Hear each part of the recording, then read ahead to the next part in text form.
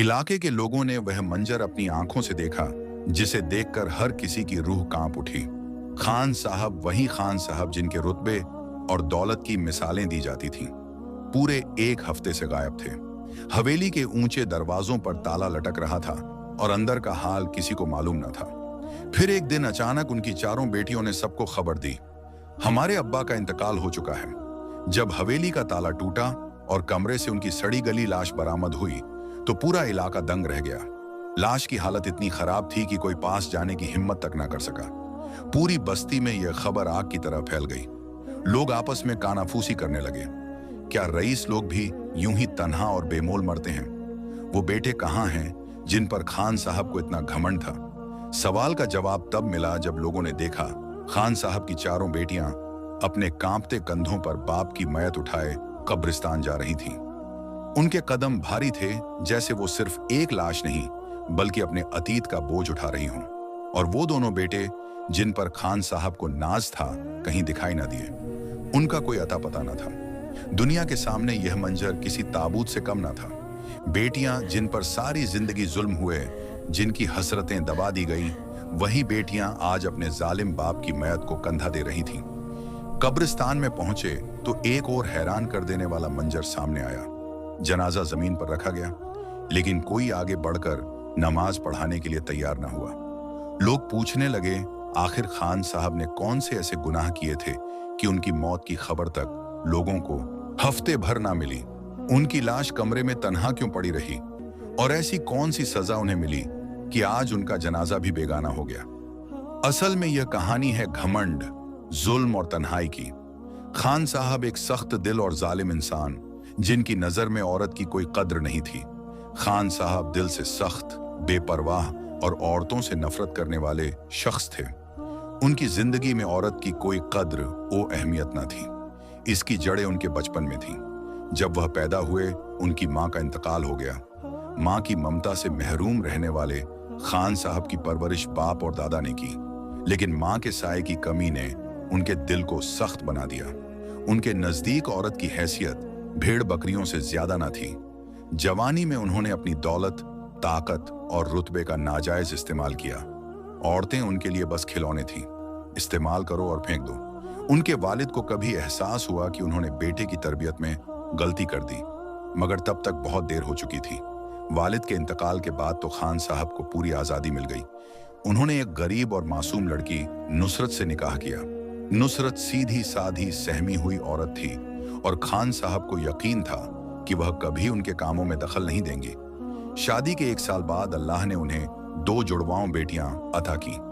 नुसरत की खुशी का ठिकाना न था, मगर खान साहब के लिए यह जैसे कयामत थी। वो गुस्से से पागल हो गए और नुसरत को बेरहमी से पीटा। इल्जाम यह लगाया कि बेटियां तेरी वजह से पैदा हुई हैं। नुसरत दर्द से तड़पती रही और अपनी आंसुओं भरी आंखों से अल्लाह से दुआ करती रही। अपने गुनाहों की माफी और सब्र की ताकत मांगती रही।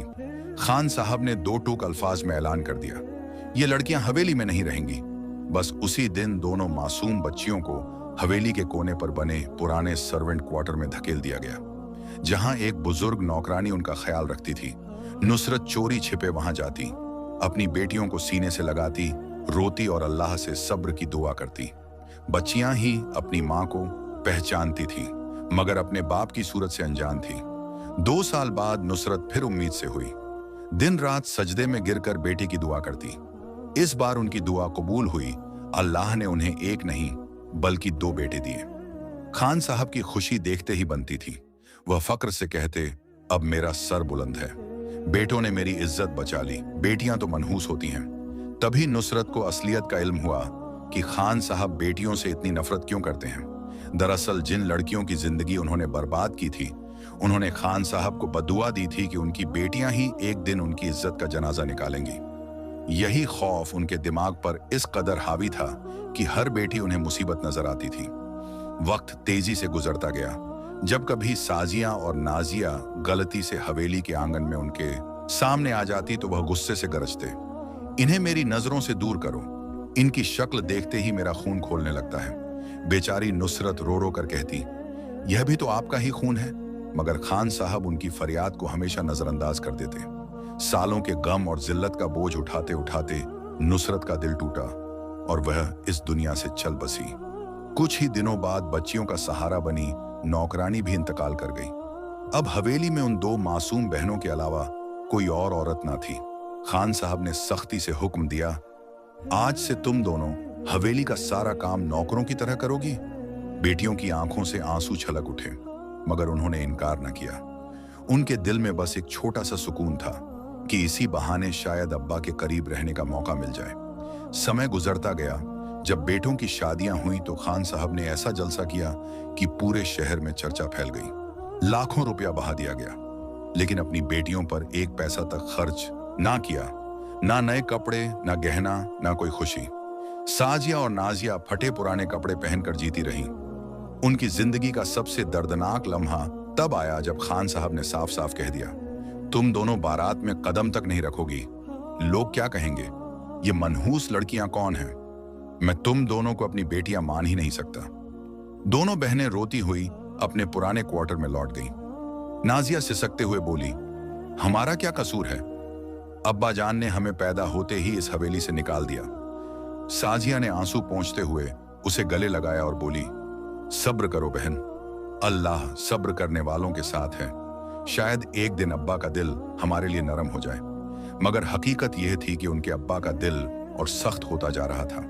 यहां तक कि दोनों भाभियां भी उन्हें नौकरानियों से ज्यादा दर्जा ना देती। जब खान साहब बेटियों पर नजर डालते तो उनका गुस्सा 7वें आसमान पर पहुंच जाता। उन्हें डर था कि जैसे उन्होंने दूसरों की बेटियों की जिंदगी बर्बाद की थी, वैसे ही उनकी अपनी बेटियां एक दिन उन्हें शर्मिंदा करेंगी।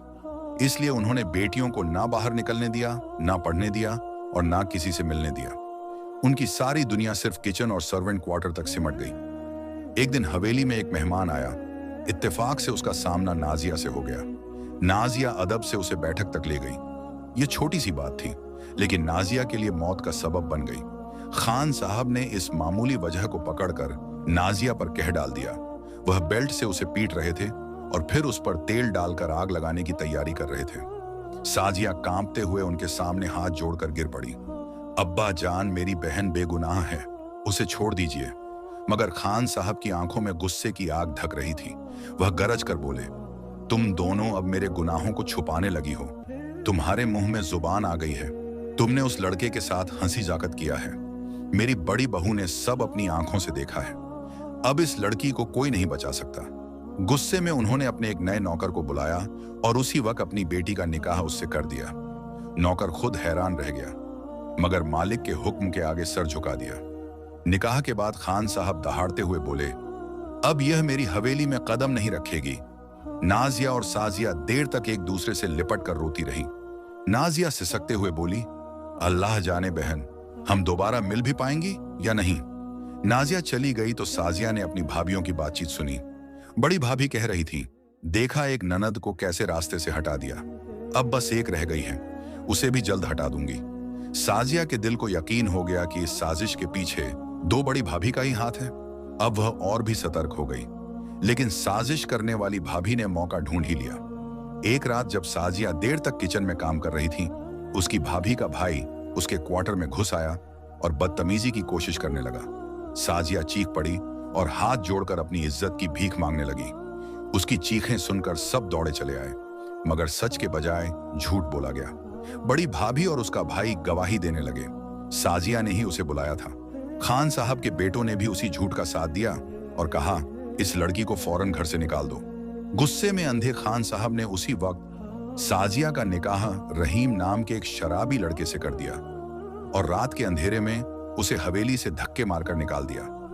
बड़ी भाभी के चेहरे पर जीत की मुस्कान थी। साजिया अपने मुकद्दर पर रोती रही, लेकिन अल्लाह को कुछ और मंजूर था। रहीम, जिसने उसकी जिंदगी बर्बाद करने की कसम खाई थी, उसी ने तौबा कर ली। उसने अपनी बुरी आदतें छोड़ दी, कारोबार में मेहनत की और जिम्मेदार इंसान बन गया। साजिया सजदे में गिरकर कहती, ए खुदा, तेरा लाख लाख शुक्र है कि तूने मेरी जिंदगी बर्बाद होने से बचा ली। साजिया के दिल में अब भी अपने बाप के लिए नफरत न थी। वह अक्सर फोन करके उनका हाल पूछती, बदले में चाहे गालियां ही मिलती, मगर वह उनकी आवाज सुनकर तसल्ली पा लेती। रहीम हैरत से पूछता, तुम्हारा बाप तुमसे इतनी नफरत करता है? फिर भी तुम उनसे बात क्यों करती हो? साजिया आहिस्ता से कहती। उनकी आवाज सुनकर मेरा दिल ठंडा हो जाता है। मुझे और कुछ नहीं चाहिए। वक्त गुजरता गया। खान साहब के दोनों बेटों ने उनकी सारी जायदाद अपने नाम कर ली, हवेली बेचकर हिस्सा बांट लिया और अपने बूढ़े बाप को एक छोटे से किराए के फ्लैट में छोड़ दिया। अब खान साहब तन्हा थे और पहली बार उन्हें अपने गुनाहों और गलतियों का एहसास होने लगा। वह सोचते, जिन बेटों के लिए मैंने बेटियों से मुंह मोड़ा, वही आज मुझे इस हाल में छोड़ गए।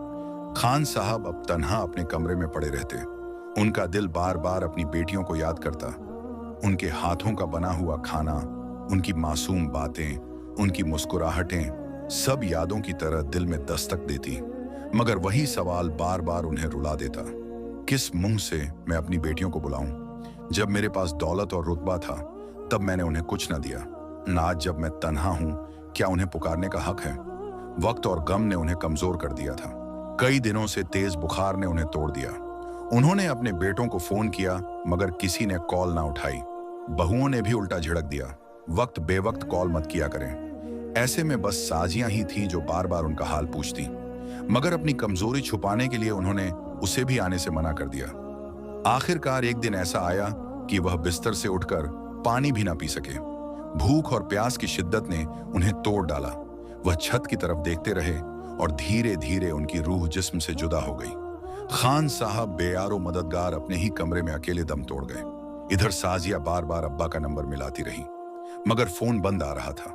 उसका दिल किसी अनहोनी से कांप उठा। रहीम ने उसे ढांढस दिया, मगर साजिया बेचैन हो उठी। आखिरकार वह रहीम के साथ हवेली पहुंची, जहां अजनबी लोग रह रहे थे। पड़ोसियों ने बताया कि बेटों ने अपने बाप को पास के एक छोटे फ्लैट में छोड़ दिया है, जहां वह अकेले रहते हैं। साजिया का दिल डूब गया। वह दौड़ते हुए पहुंची और रहीम से कहा, दरवाजा तोड़ो। दरवाजा खुला तो अंदर का मंजर देखकर दोनों दहल गए। खान साहब की लाश कई दिन पुरानी थी। जिस्म सड़ चुका था, कीड़े पड़ चुके थे और कमरे में बदबू फैली थी। साजियां चीख मारकर जमीन पर गिर पड़ी। आस पड़ोस के लोग जमा हो गए और कहने लगे, जिसने बेटियों की कदर ना की उसी को यह अंजाम मिला। साजिया ने आंसुओं भरी आंखों से सबको खामोश कराया। मेरे बाप के बारे में ऐसी बातें मत कहो। लाश की हालत इतनी खराब थी कि कोई पास जाने को तैयार ना हुआ। साजिया ने फौरन अपनी बहन नाजिया को फोन किया। नाजिया यह खबर सुनकर दौड़ी चली आई। फिर सिर्फ दोनों बहनें और रहीम ही आगे बढ़े और लाश को उठाया। जब जनाजा कब्रिस्तान पहुंचा तो लोग नमाज पढ़ने से पीछे हट गए। बोले, यह आदमी बड़ा गुनहगार था, हम इसका जनाजा नहीं पढ़ेंगे। मगर इमाम साहब ने लोगों को समझाया, किसी इंसान के अमाल का हिसाब अल्लाह करता है, हमें अपना फर्ज अदा करना चाहिए। तब जाकर लोग नमाज के लिए तैयार हुए। इसी वक्त खान साहब के दोनों बेटे भी वहां पहुंचे। सबने समझा कि वह अपने बाप की तदफीन में शरीक होने आए हैं, मगर उनका मकसद और था। उन्होंने साजिया से कहा, अब्बा के कागजात कहाँ हैं? हवेली और जायदाद के दस्तावेज चाहिए। साजिया ने ठंडी और सख्त निगाहों से उनकी तरफ देखा और बोली, यह जायदाद तुम दोनों को मुबारक हो। हमें ना जिंदगी में इन चीजों से कोई ताल्लुक था और ना अब्बा की मौत के बाद। जो दौलत उन्होंने हमें जिंदा रहते ना दी, वे हमें उनके मरने के बाद भी नहीं चाहिए। ये कहकर दोनों बहनें वहां से चली गईं। नाजिया का शौहर अफसर बन चुका था और रहीम का कारोबार भी बुलंदियों पर था। दोनों दो बहनें अपनी जिंदगी में खुशहाल थी, मगर वह अक्सर अपने बाप की कब्र पर जाती, आंसू बहाती और दुआ करती।